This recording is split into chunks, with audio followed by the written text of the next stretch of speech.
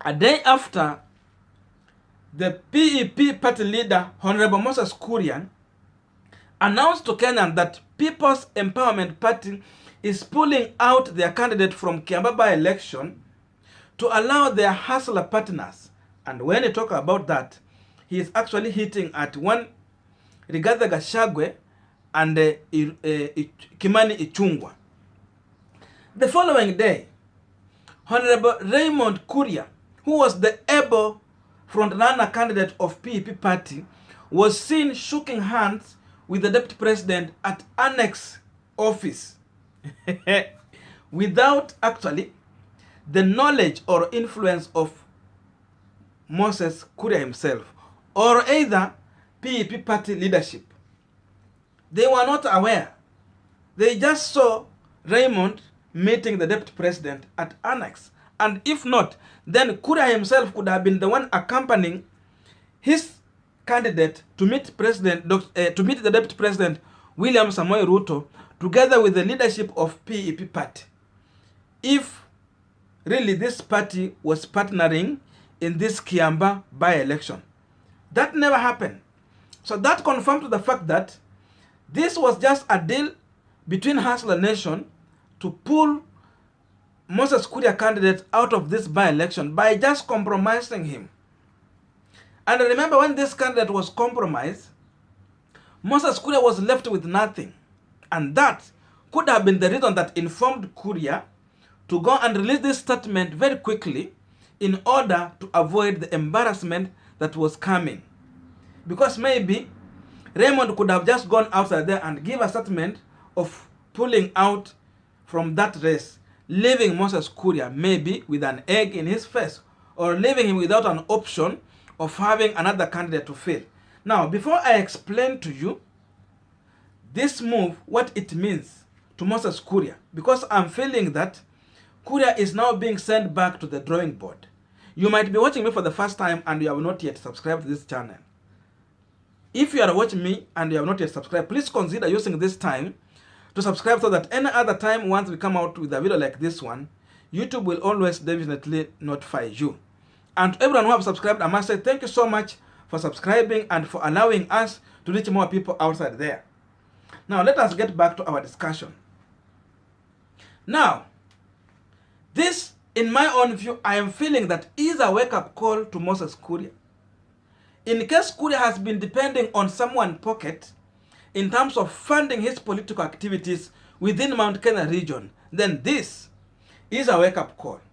If he has not been putting his own input in terms of resources in his influence within Mount Kenya and within Kenyan politics, then Moses Kuria must wake up and think out how he is going to manage his politics, because it is coming clear that the master is not happy with the moves that Kuria is taking in Mount Kenya region politics. Remember, it was perceived that Dr. William Samoei Ruto has been funding Moses Kuria activities within Mount Kenya region so that he can frustrate President Uhuru Kenyatta's political influence within Mount Kenya and Kenya at large. So Kuria was there to checkmate President Uhuru Kenyatta.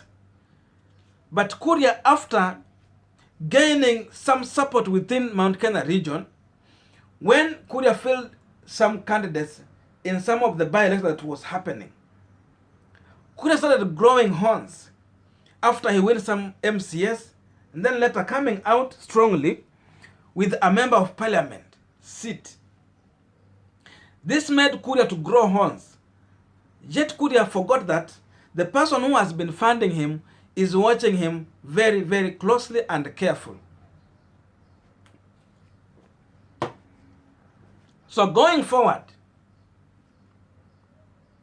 Ruto reached a point where he felt that now it is high time for UDA party to fill a candidate in Kiambaa by-election.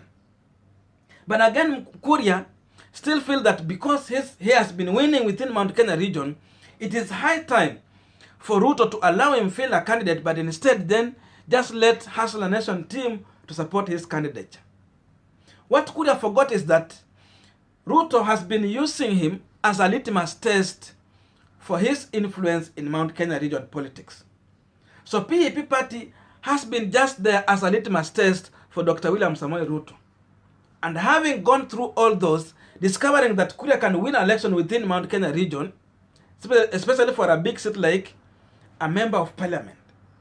So Ruto felt that it is high time now he get down and now consolidate his support directly by bringing in UDA party on ground. And this confirmed the fact that Ruto, in his own wisdom, is learning that in case he is going to allow Moses Kuria to have more influence the way he has been having, and seeing him growing horns, it is going to be very hard for him to control Kuria in the near future to do with Mount Kenya region politics. Kuria will become strong, and once he is strong, Kuria will be negotiating with Deputy President William Samoei Ruto on the table as equal principles. And that is what Ruto could not want as of now. Because remember, Ruto still appreciates the fact that in Kenyan politics, you always need to go into coalition for you to win an election. Remember, they are saying that UDA is going alone. But there is reason why Ruto is saying this. Because, if he is going to allow other parties to come in as partners, then this is going to lock him out for him having other chance to negotiate with other peoples in other able political parties. Let's say like Kalonzo Musyoka with his Wiper party, Senator Wetangula with his Ford Kenya party, or even Musalia Mudavadi, or even Raila Amolo Odinga in ODM party. So in case he will allow these small people to come with their parties and start negotiating, he will be locking the door for other able parties to have that chance. So for that reason, he has to make sure that he's dealing with these guys right away on ground before they grow horns to the level that they will need to negotiate with him. Such that in case he will be negotiating in the near future, heading to 2022, Kuria will not be on the same table of negotiation. But instead, he will just be getting just some few privileges here and there as they head to negotiation table. So going forward, Ruto is showing that he is able to deal with anyone who is coming out strongly in Mount Kenya region and trying to block his political influence. Ndio maana wanasema earlier he was dealing with people like Kabogo. When they were coming out, Kabogo had to be dealt with as quick as possible. So for that reason also, DP is dealing with Kuria mapema, such that he will stamp his authority in Mount Kenya region. Ruto wants UDA party to be the Mount Kenya region party.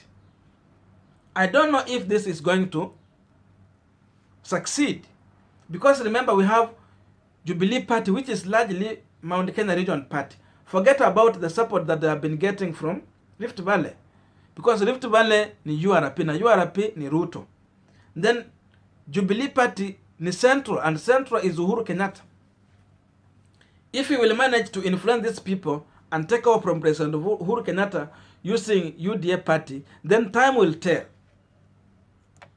So for Kuria to grow politically, number one, he needs to look for his own resources, as we have said. And then make sure that he is out of hustler nation. Let him work on his own, rather than akikaa kwa koti ya watu wengine wa hustler. Then also in that manner, he is getting some privileges from hustler nation, influence through politics and the campaign that they have been helping him. Then at the end of the day, he wants to be his own man. That cannot work. So it is high time either Kuria to pull out from hustler nation, then be his own person, or if not, go back to UDA party, work within that circle. Because right now there is still negotiation that Ruto is feeling people like Mwangi Kiunjuri, Moses Kuria should abandon their parties and then fold them to be under UDA party. Wakwetu na chama moja. So already, Kuria, in my own view, is a victim. Because now, using resources and, money is playing out. And these politicians, their interest is always in front. First thing, their interest comes first. Wananchi and other things will come later. That's why you can see someone like Raymond.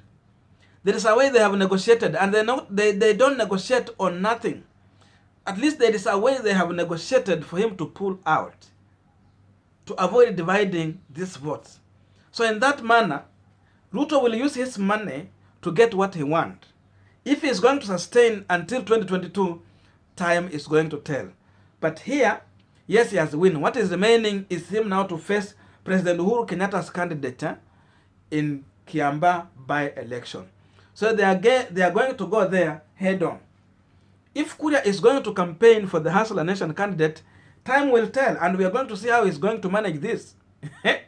And in case you see Kuria staying away from this politics, then it will tell you clear that he was a casualty. He was a casualty, and in that manner, he is still nursing his wounds. So thank you so much for watching me up to this end. And again, consider subscribing if you have not subscribed. Because if you can watch this video up to this far, then it means you are happy with this content. The only remaining thing is that you consider to subscribe. Now, thank you so much. May good God bless you, and see you in my next video.